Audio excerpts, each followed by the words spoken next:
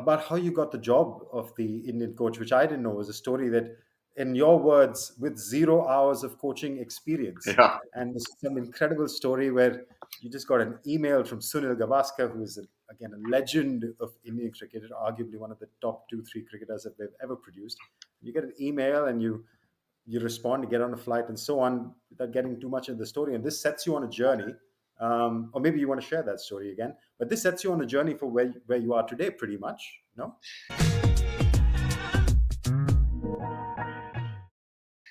Yeah, absolutely incredible to have the opportunity, to be honest with you. And I think where Indian cricket were at the time was that they had a tumultuous period of not doing well in the 2007 World Cup under their coach Greg Chappell, who was an Australian, and there seemed to be a disconnect between the players and the leadership. And I think after that, at that point, they were looking for someone to complement the captain of the team that would, fit the personality of the team. And that's how, in a very bizarre fashion, my name came into the hat, I suppose, because I hadn't put my name in the hat. And then I think they went. I think they went on a journey of trying to understand who the new coach would be, and I think they went through a lot of different applications. And I was probably the last name in the hat, to be honest with you, before they were going to go back out and go find people. But yeah, that's how it came about in quite bizarre fashion, and I was offered the contract pretty quickly, to be honest with you. So I think they were kind of rushed to get it done. And there is a funny story around it, which we don't need to go into. But I think it was a massive, privilege to be offered the position with very limited. Please, Gary, we have all the time in the world for a funny story. You can't drop us that and then not go into it. Okay, well, if you want me to talk to mention it, it was, I think you gave it context. I got offered this this chance to go to an interview, and I arrived in India and kind of went through the air bridge and saw my name on a placard in Delhi airport, and all the other passengers were off to the right, and I went left and got through Delhi International Airport in about 5 minutes, which is not usual for a normal passenger. But then I'm in India in the name of cricket, so it changes the landscape a bit. And then I got driven to Taj Palace Hotel, which is a hotel I was familiar with. Go up the ramp, and then they take me down the other side of the ramp, and they drop me off behind the back of the hotel, the service entrance, and they say go up to room 501. And I'm trying to figure out why I'm being sent around the back of the hotel, and they were worried about the media spotting me. And I'm going, well, I'm just one person. They don't know. They know a lot of people know who I am, but they won't know why I'm here. So why is it such an issue? And then I realized that actually they did know that I was potentially going to be in the country, and they also knew why I was there. So that's why it became an issue. Anyway, 5 hours later, I get put back in the car, and I arrive at this very fancy sports facility, which I realized was obviously where I was going to have my interview. And the first person I bumped into was Anil Kumble, the captain of the team. And Anil said, "Gary, what are you doing here?"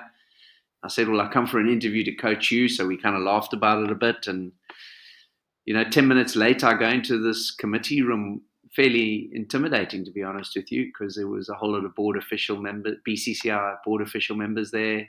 Ravi Shastri was there, Sunil Gavaskar, Anil Kumble. And the first question that got asked of me was, "Mr. Kirsten, will you present your vision for Indian cricket?" To which I replied, "Well, I don't have one."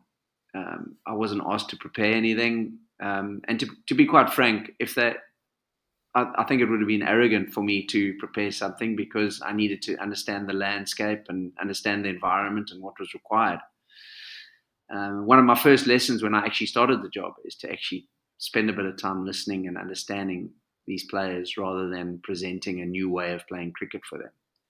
Anyway, so the second question that was asked, because I didn't have an answer to the first, was from Ravi Shastri. And he said, "Well, Gary, why don't you talk to us about how you as a South African team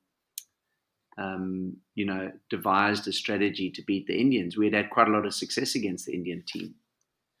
So I thought that was a good icebreaker, and I answered it in about 90 seconds. All the same sort of stuff that we do all the time. And next thing, one of the members of the board slips a piece of paper across the table and says, Mr. Kirsten, we'd like to offer you a contract. Would you sign? So I kind of look at the contract. No one's saying anything. And I'm kind of looking for my name on the contract, and I don't see my name, but I did see Greg Chappell's name, the previous coach, you see. So I slid the contract back and I said, sir, I think you've given me the wrong contract. So he kind of looks at it, he takes out a pen, scratches out Greg Chappell's name and writes my name on it, and then gives me the contract. As you do. Yeah, gives me the contract. And on the back of that, I was under pressure because I needed to make a decision, and I asked if I could have some time to go back and chat to my wife. And they said, "How long do you want?" And I said, "Well, can I have 5 days?" They said, "Cool." And I didn't realize that in India, when you show intent, that's pretty much enough. You don't need to do anything else.